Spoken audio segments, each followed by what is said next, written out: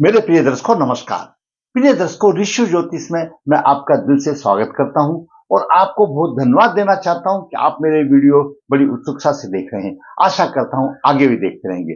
जैसा कि मैं हमेशा बताता हूं, ऋषि ज्योतिष नर्मदा जी के तट के नजदीक है, नर्मदेहर। यहाँ पर काल सर्पदोष, पितृदोष आदि पूजा की जाती है। जो इच्छुक है संपर्क कर सकता है। ऋषि ज्योतिष हाथ से पत्रिकाएं लिखता है, निचोड़ देता है, पूरी 20-25 तेज जैसे ग्रहों की स्थिति है, पूरा मार्गदर्शन हो जाता है। जो इच्छुक है संपर्क कर सकता है। ऋषि ज्योतिष लगन कुंडली से वीडियो बना करके आपका मार्गदर्शन करता है। मैं हमेशा कहता हूं भाई, आपको भी कोई एक प्रॉब्लम है तो आप कमेंट बॉक्स में अपनी जन्म की डिटेल लिख दीजिए, प्रॉब्लम लिख दीजिए, आपका नंबर आने से अवश्य बनाया जाएगा। आज हम एक विचार करते हैं एक कुंडली में, जिसमें ये उसने कहा कि गुरुजी 89 का जन्म है कि मुझे शिक्षा में भी परेशानी रही और मेरा जो व्यवसाय है वो अनियत में है और धन की भी स्थिति अच्छी नहीं है और मधुर दाम्पत्य जीवन में भी मेरी मधुरता नहीं है। क्या कारण है? मुझे क्या उपाय करना चाहिए? मैं बहुत ही परेशान हूं। तो विचार करते हैं दर्शकों। रोजगार में परेशानी, आपकी किसी भी लगन की कुंडली हो, ये दसम भाव है और ये सप्तम भाव है। दसम से दसम सप्तम भाव है, ये दोनों रोजगार से संबंधित भाव हैं। अगर दसम भाव का स्वामी लगन में हो, चतुर्थ भाव में हो, पंचम में हो, सप्तम में हो, नौ भाव में हो, एकादश भाव में हो, तो जातक कैसे न कैसे अपने व्यवसाय को स्थापित कर लेता है। और दसम भाव का स्वामी छठे भाव में हो, त्रिक भाव में, द्वादश भाव में हो, इसमें भी थोड़ी सी परेशानी तो आती है, लेकिन फिर भी कुछ ना कुछ कर लेता है, क्योंकि दसम से तीसरा बनता है और दसम से नवम बनता है और दसम से एकादश बनता है। परेशानी तो रहेगी क्योंकि त्रिक भाव है, लेकिन अगर दसम भाव का स्वामी तीसरे भाव में आ जाता है, दसम भाव का स्वामी तीसरे भाव में आ जाता है, तो वह अपने भाव से छठे भाव में हो जाता है और खुद का छठा अष्टक योग हो जाता है। और दशमेश की सबसे अशुभ स्थिति तीसरे भाव में होती है। कोई भी लगन की कुंडली हो, आप उठा के देखिए कि आपका जो दसम भाव का स्वामी अगर तीसरे भाव में है तो परेशानी आती है। हाँ, अगर दशमेश तीसरे भाव में, तीर्थ यहां पर है, तो छोटी आयु में भी राजयोग बन जाता है। लेकिन अकेला दसम भाव का स्वामी अगर तीर्थ भाव में है तो परेशानी आती है। सप्तम भाव है, सप्तम भाव पर अशुभ प्रभाव होगा तो दाम्पत्य जीवन में परेशानी आएगी। धन की अनियमितता, धन के लिए द्वितीय भाव और एकादश भाव है, कहीं ना कहीं अगर अशुभ प्रभाव होता है तो अनियमित आता तो है लेकिन अनियमित है। आगे है कारक ग्रह अस्त। हर एक कुंडली में कहीं ना कहीं कारक ग्रह होता है और जो कारक ग्रह अस्त हो जाता है उसमें परेशानी आ जाती है। अगला एक नया योग है अधम योग। अधम योग इससे पहले मैंने आपको किसी भी वीडियो में नहीं बताया है, लेकिन इस कुंडली में है, परिपूर्ण हो रहा, बाकी में भी है, तो लेकिन सोचा इस अधम योग को। अधम योग एक अशुभ योग है। वो कब बनता है? सूर्य से चंद्रमा चतुर्थ भाव में हो या सप्तम भाव में हो या दसम भाव में, कहीं पर भी सूर्य बैठा है, उस सूर्य से चतुर्थ भाव में हो, सूर्य से सप्तम भाव में हो और दसम भाव में है और वह पीड़ित हो तो अधम योग बन जाता है। और वह हरेक प्रकृति में उसका सारांश सोचो, अधम का मतलब अशुभ, हरेक उसमें बाधा कारक होता है, योग में बाधा कारक होता है, तो अधम योग भी है। रोजगार में परेशानी, दाम्पत्य जीवन में असंतोष, धन की अनियमितता। क्या है ग्रह योग? जातक का जन्म 15 सितंबर 1989 में पूर्णिमा के दिन हुआ, पूर्व भाद्रपद नक्षत्र 1 है, शुक्रवार का दिन है। जन्म के समय पर सिंह लगन हुआ, सिंह लगन के 23 अंश है और लगन में सूर्य 28 डिग्री लेकर के अपने ही उत्तर फाल्गुनी नक्षत्र में है। सूर्य अपने ही नक्षत्र में, केतु 0027 है, तो केतु का यहां पर कोई प्रभाव नहीं है। 0027 इस बॉर्डर लाइन से भी पार नहीं होता। द्वितीय भाव में मंगल, जैसे मैंने बताया था, सिंह लगन के लिए मंगल चतुर्थ भाव का स्वामी, नवम भाव का स्वामी है, द्वितीय भाव में अस्त 3 डिग्री 17 मिनट लेकर के सूर्य से अस्त है। बुध 16 डिग्री 19 मिनट पर है, उच्च राशि में माना जाएगा। 16-20 तक उच्च राशि में बुध है। बुध द्वितीय भाव का स्वामी और एकादश भाव का स्वामी है। तृतीय भाव में शुक्र तुला राशि में है और शुक्र की दूसरी राशि दसम भाव में है। और जैसा मैंने बताया कि दशमेश अगर तृतीय भाव में हो तो रोजगार में अनियमितता आती है। पंचम भाव में शनि है, शनि छठे भाव का स्वामी है और सप्तम भाव का स्वामी है और पंचम भाव में है। शनि है पंचम भाव में, शनि है यहाँ पर और 1 2 3 4 मंगल अस्त है, लेकिन थोड़ी मंगल की भी दृष्टि यहाँ पर है, पीड़ित है। सप्तम भाव में राहु 00:27 ना के बराबर है क्योंकि बॉर्डर लाइन से भी नहीं है। चंद्रमा 21:13 लेकर के एकादश भाव में गुरु 14 डिग्री लेकर के विराजमान है और गुरु पंचम भाव का स्वामी है, अष्टम भाव का स्वामी है। यहां पर जैसे कि मैंने आपको बताया था 2 राशियों का स्वामी है। पंचमेश होने से शुभ है, मूल त्रिकोण राशि है, लेकिन अष्टमेश के भी गुण देगा, अष्टमेश के भी प्रभाव देगा। और शनि भी छठे भाव का स्वामी, सप्तम भाव का स्वामी और पंचम भाव में है। गुरु और शनि दोनों आमने सामने है। गुरु तो एक तरफ आध्यात्मिक ग्रह है, संतान का देने वाला है, प्रसिद्धता देने वाला है, धन का कारक ग्रह है। और शनि सप्तमेश तो जरूर है लेकिन साधारण तौर पर कृष्ण और वैराग्य का कारक भी है और छठे भाव का स्वामी है और पंचम भाव में है। तो ऐसा जातक पिता से भी मधुरता नहीं होगी क्योंकि छठे भाव का स्वामी आ गया, अपने गुण देगा। और शिक्षा संतान में भी परेशानी आई। अब बात करते हैं थोड़ा सा ग्रहों पर। सूर्य आत्मा का कारक है, पिता का कारक है, राज सत्ता का कारक है और ग्रहों का राजा है, अपने नक्षत्र में है। आत्म बल अच्छा होगा, स्वाभिमान होगा, हिम्मत वाला होगा, प्रभाव में वृद्धि होगी। परंतु सप्तम दृष्टि शत्रु राशि को देख रहा है, स्त्री पक्ष में असंतोष होगा। लग्नेश है, असंतोष ही होगा, आगे कुछ नहीं कर सकता क्यों, उसको स्त्री तो चाहिए ना। मधुरता नहीं होगी, आप ये कह सकते हैं। दैनिक खर्च और व्यवसाय के मार्ग में कुछ ना कुछ कठिनाई होगी, नेत्र रोग हो सकते हैं और ऐसा जातक किसी को माफ नहीं करता क्यों, कानून का पक्का होता है। अब बात करें चंद्रमा की। चंद्रमा द्वादश भाव का स्वामी है और सप्तम भाव में है।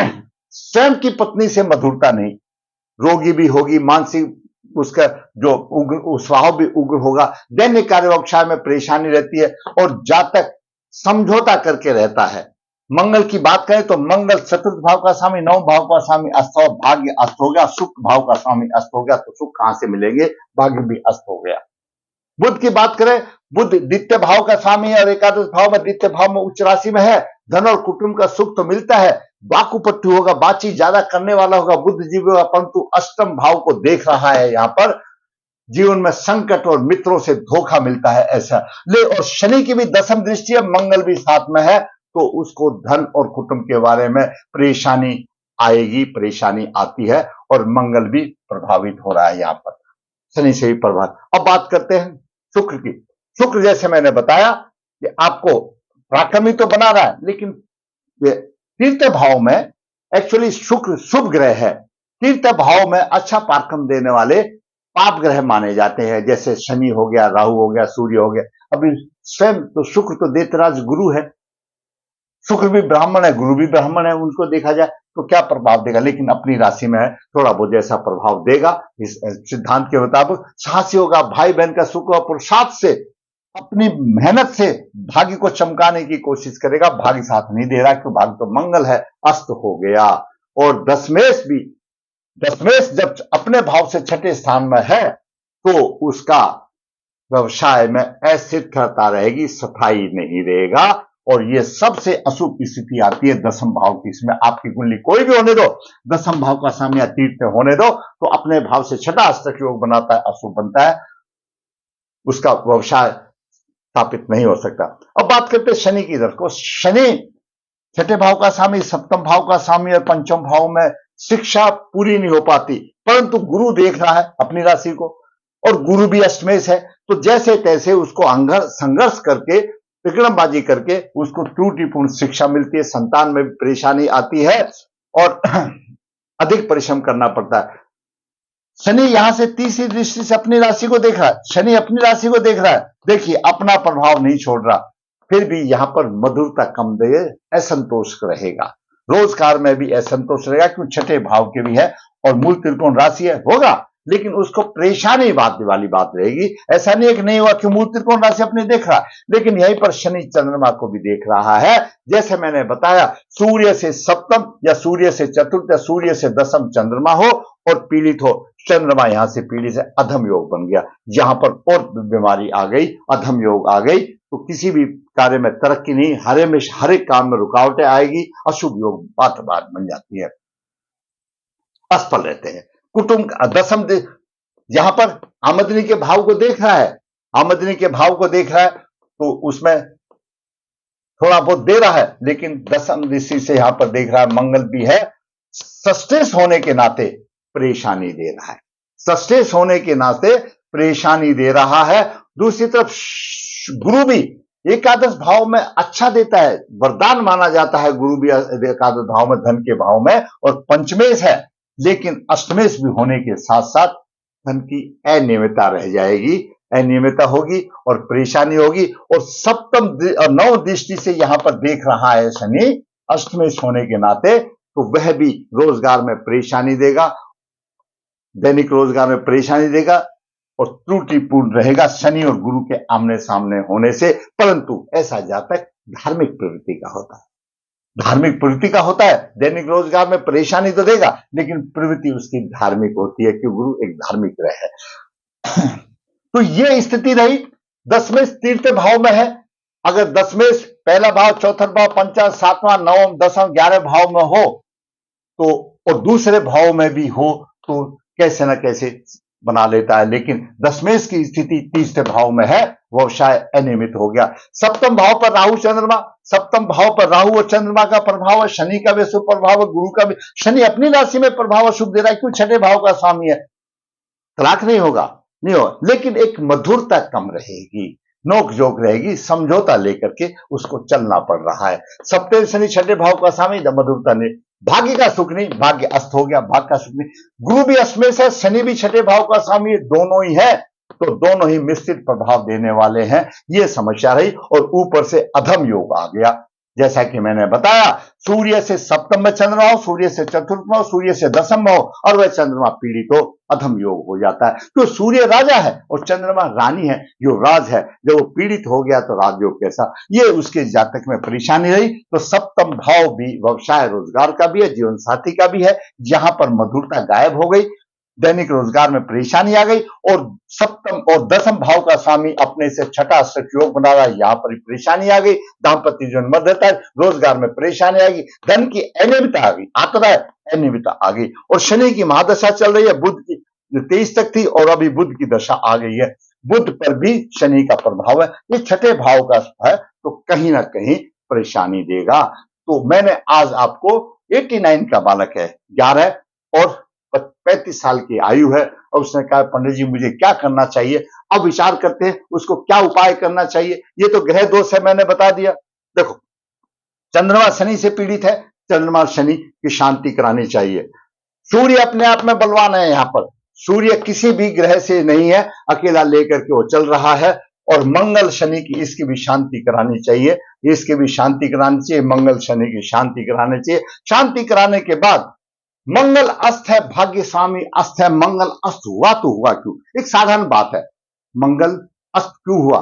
मंगल ग्रामीण देवता का कारक है, ग्रामीण देवता जो हमारे लोकल देवता होते हैं उसका कारक है। कहीं ना कहीं समझदारी पूर्व जन्म के कर्म, पूर्व जन्म के कर्मों के आधार पर भाग्य और चतुर्थ भाव का स्वामी अस्त हुआ। सबसे बड़ी बात ये आ गई, और सुख भाव को कोई भी नहीं देख रहा है, तो उसका प्रायश्चित करके जातक को सूर्य का, गुरु का और मंगल का भागवती लॉकेट यहां पर हमेशा धारण करना चाहिए, और सूर्य को नियमित अर्घ देना चाहिए, ताकि मंगल को अपना जागृत रखे और सारी चीज वले हो जाएगी, कोई किस्म की समस्या नहीं होगी। ये 10 को मैंने आपको लगन कुंडली से उस पुरुष का, उसको अनियमितता है, रोजगार में अनियमितता है, धन की परेशानी है, और सप्तम भाव में मधुरता की कमी है, वो कारण बताया, मैंने उसका उपाय भी बताया। अगर आपको मेरा वीडियो अच्छा लगा, किसी का मार्गदर्शन हो सकता है, तो मैं कहूंगा भाई मेरे वीडियो को लाइक करें।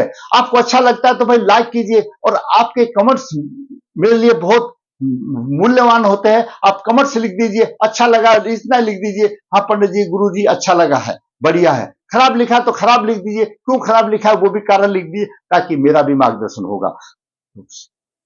जो जिसने मेरा चैनल सब्सक्राइब नहीं किया, सब्सक्राइब करें ताकि मेरे चैनल की ग्रोथ हो और मैं इसी प्रकार वास्तु कुंडली बना करके आपका मार्गदर्शन करता रहूं। धन्यवाद।